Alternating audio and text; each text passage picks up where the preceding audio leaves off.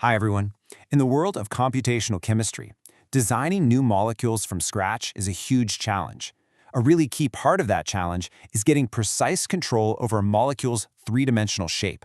In this explainer, we're going to look at a recent study that actually quantifies the impact of including this 3D information, what we call stereochemistry, into our generative models. So here's our roadmap. We'll start by looking at the problem, this stereochemistry blind spot that affects a lot of models. Then we'll walk through the new experimental setup they designed to test this. After that, we'll dive into the results from a few different angles: structure, binding, and chirality. And finally, we'll wrap up with the study's main conclusion, which is all about a calculated trade-off. You know, for a long time, many of the models we use to discover molecules have had a significant limitation.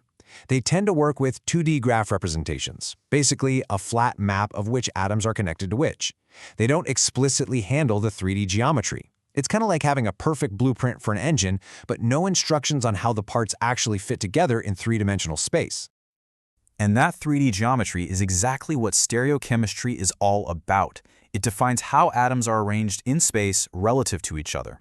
This includes things like easy isomers around double bonds and also enantiomers, which are molecules that are mirror images of each other but can't be superimposed. And as you're about to see, these subtle differences in shape can be the difference between a helpful drug and a harmful compound.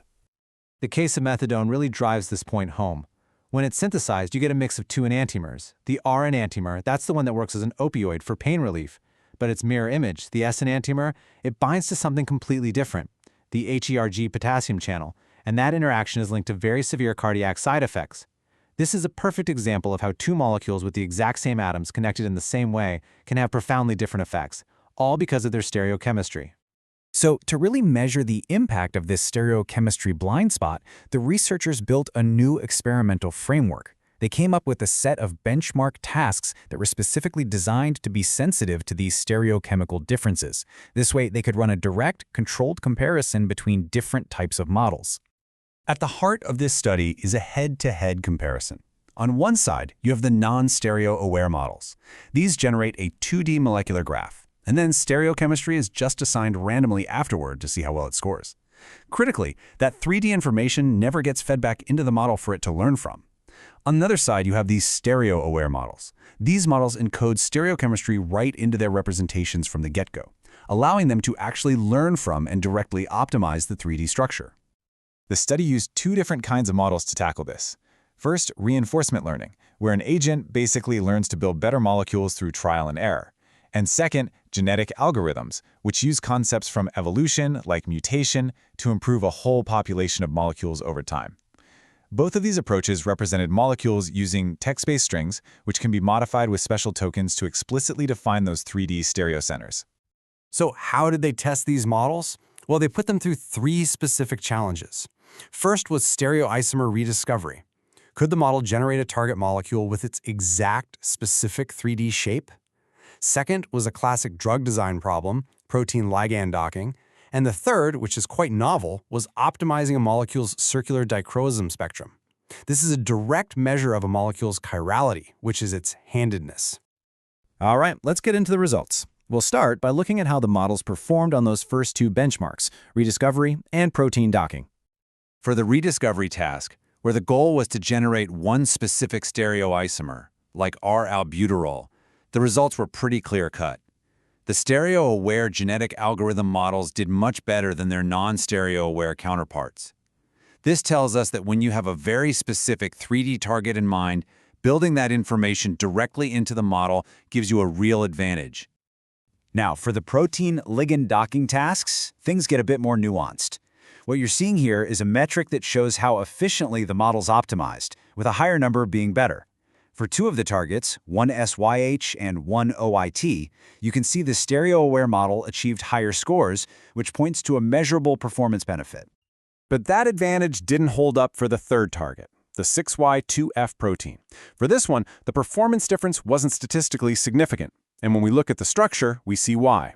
6Y2F has a much larger, more open binding pocket. In that kind of environment, making big changes to the ligand's overall shape probably gives you more bang for your buck than fine-tuning its stereochemistry. So to get a really direct look at how well these models could optimize for chirality itself, the researchers set up a novel task based on circular dichrosum spectra. The goal here was simple: generate molecules that had the strongest possible circular dichrosum signal, and the results show a substantial performance gap.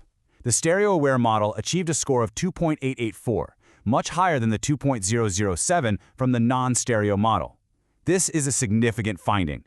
It shows that when the goal is intrinsically chiral, the stereo-aware model is much better at exploring the chemical space to find good solutions.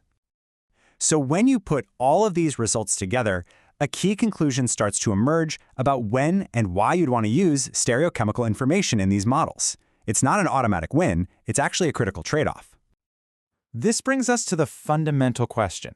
Is it always better to incorporate stereochemistry? And based on this evidence, the answer seems to be no. Instead, the benefit really depends on the specific job you're trying to do.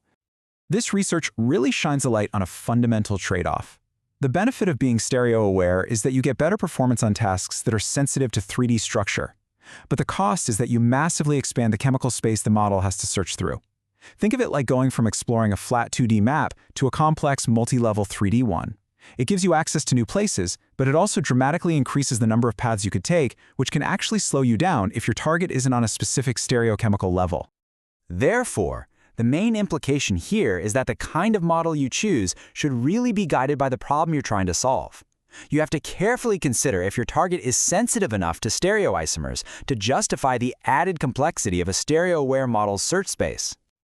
What this research really does is provide a quantitative way to think about a core challenge in generative chemistry. It pushes the field past simply asking if we should include more chemical information, to the more subtle question of which information is best for a given task. The path forward will likely involve designing smarter, more adaptive models that can strike a balance between rich chemical representations and the efficiency needed to explore the vast universe of possible molecules.